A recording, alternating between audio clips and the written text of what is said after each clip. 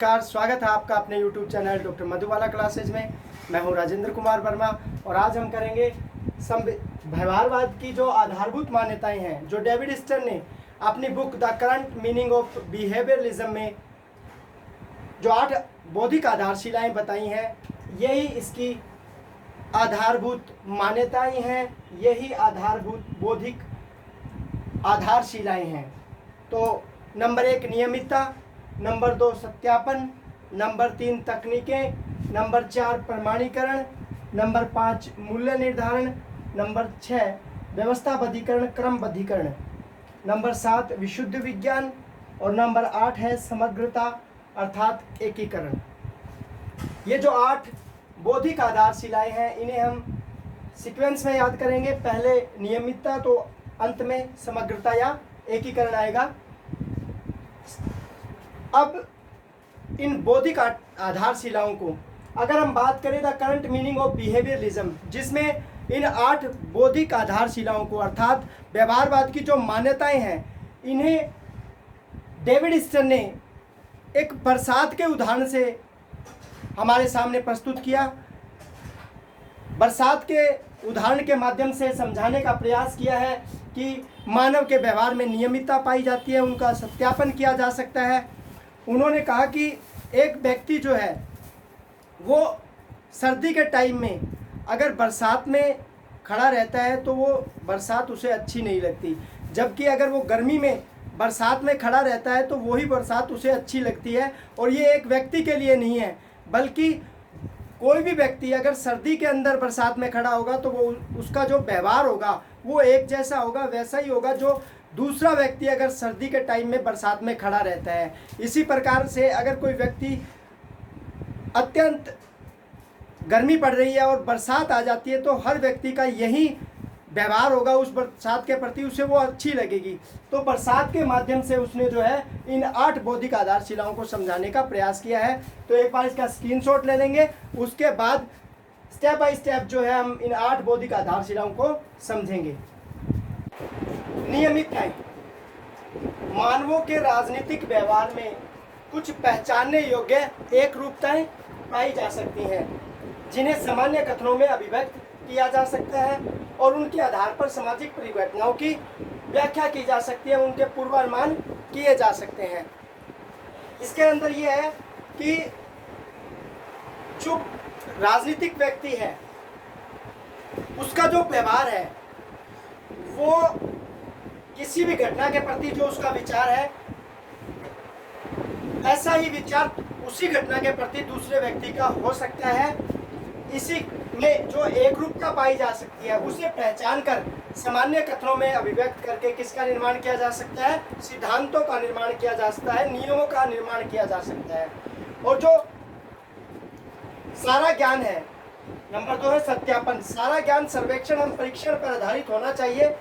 अभिप्राय यह है कि प्रमाणिक होने के लिए ज्ञान उन सूत्रों से निर्मित होना चाहिए जिनका प्रयोगात्मक परीक्षण किया जा सके। यानी आपने जो सिद्धांतों का निर्माण किया है, जो आपने नियम बनाए हैं, नियमितताओं के आधार पर जो मनुष्य के राजनीतिक व्यवहार में जो आपने एकरूपता देखी है, उसके आधार पर आपने जो नियम और सिद्धांत बनाए हैं उनका सत्यापन हो सके।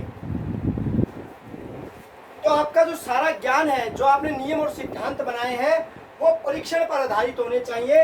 प्रमाणिक होने के लिए ज्ञान उन सूत्रों से निर्मित होना चाहिए जिनका प्रयोगात्मक परीक्षण किया जा सके, अर्थात नियमों की सत्यता को सिद्ध किया जा सकता है और विश्वसनीय बनाया जा सकता है। यानी वो किस योग्य होने चाहिए? सत्यापन के योग्य होने चाहिए। तो पहला था नियमितता, दूसरा है सत्यापन। मैंने आपको पहले बताया था कि अपनी पुस्तक the current meaning of behaviourism में डेविड स्टर्न ने यह कहा था कि बरसात में अगर सर्दी के मौसम में एक व्यक्ति को हम खड़ा करते हैं तो वो जैसा व्यवहार करेगा, दूसरा व्यक्ति भी बरसात के अंदर अगर सर्दी का मौसम है तो सेम व्यवहार वो करेगा। इसी प्रकार से डेविड ने जो है ये कहा कि जो राजनीतिक व्यक्ति होता है उसके व्यवहार में भी नियमितता देखने को मिलती है। उसका जो राजनीतिक व्यवहार होता है उसमें भी नियमितताएं देखने को मिलती है और इसी नियमितताओं के आधार पर सिद्धांतों और नियमों का निर्माण किया जाता है। और वो जो सिद्धांत और नियम है वो उन सूत्रों पर आधारित होने चाहिए जिनके आधार पर उनका परीक्षण किया जा सके। अर्थात जितना भी ज्ञान है वो इस आधार पर बनाया जाना चाहिए कि वो सत्य सिद्ध हो सके और विश्वसनीय हो सके। तो नियमितता और सत्यापन हमने देखा, एक बार इसका स्क्रीनशॉट लेंगे, उसके बाद तीसरा जो है उसको देखेंगे, तकनीकों का प्रयोग। तकनीक का अर्थ अध्ययन के ऐसे साधनों से है जो तथ्यों के चयन कि आपने तथ्य सिलेक्ट किए हैं और उन्हें इकट्ठा करने एवं वस्तुनिष्ठ व्याख्या करने में सहायक हो, वो तकनीक है।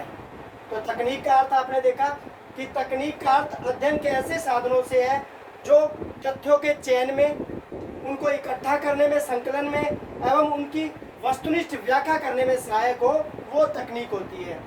सामग्री प्रमाणित हो और विश्वास करने योग्य हो, इसके लिए अनुसंधान के उपकरणों व शैलियों में सही तकनीकों का प्रयोग किया जाना चाहिए। तकनीक पर जोर दिया गया है। फिर है परिमाणीकरण।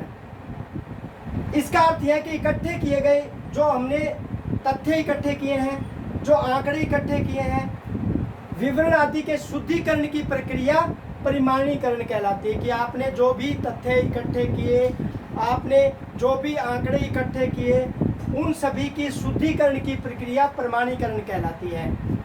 अर्थात तथ्य, आंकड़ों आदि का साक्ष्य के आधार पर सत्यापन होना चाहिए। इस कार्य में सांख्यिकीय पद्धतियों की सहायता ली जाती है। फिर मूल्य निर्धारण। अनुसंधान जो है वो मूल्य मुक्त होना चाहिए ताकि शोधकर्ता मूल्यांकन संबंधी निर्णय करते समय अपनी मान्यताओं को, अपनी विचारधारा को, अपनी कल्पनाओं को और अपना जो दृष्टिकोण है उसको उसमें न मिला दे। ये इसलिए जो है मूल्य की दृष्टि से जो शोध करता है वो तटस्थ होना चाहिए, यानी वो स्वयं के जो मूल्य हैं उनको मूल्यांकन के अंदर न मिलाए। तो इस प्रकार तकनीकों का प्रयोग, प्रमाणीकरण और मूल्य निर्धारण हमने देखा। एक बार इसका स्क्रीनशॉट लेंगे, उसके बाद 6, 7 और 8 नंबर मान्यता देखेंगे। व्यवस्थाबद्धीकरण, क्रमबद्धीकरण। शोध कार्य क्रमबद्ध और व्यवस्थित होना चाहिए। शोध तथा सिद्धांत, शोध कार्य क्रमबद्ध और व्यवस्थित होना चाहिए। शोध तथा सिद्धांत में घनिष्ठ संबंध होना चाहिए। यानी जो पहला तो यह है कि जो भी शोध कार्य है वो क्रमबद्ध और व्यवस्थित होना चाहिए और शोध तथा सिद्धांत में घनिष्ठ संबंध होना चाहिए।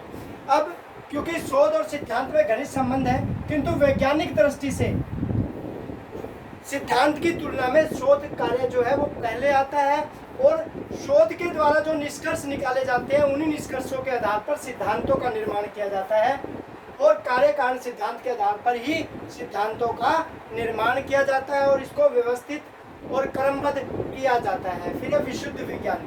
जो व्यवहारवादी है वो ये मानते हैं, इस बात पर जोर देते हैं कि जो शोध कार्य किया जाता है, जो अनुसंधान किया जाता है, वो सामाजिक समस्या पर चाहे लागू ना हो, लेकिन उसे सत्यापित होने के लिए क्या होना चाहिए, सामाजिक विज्ञान को प्राकृतिक विज्ञानों की तरह होना चाहिए ताकि वो भविष्यवाणी कर सके।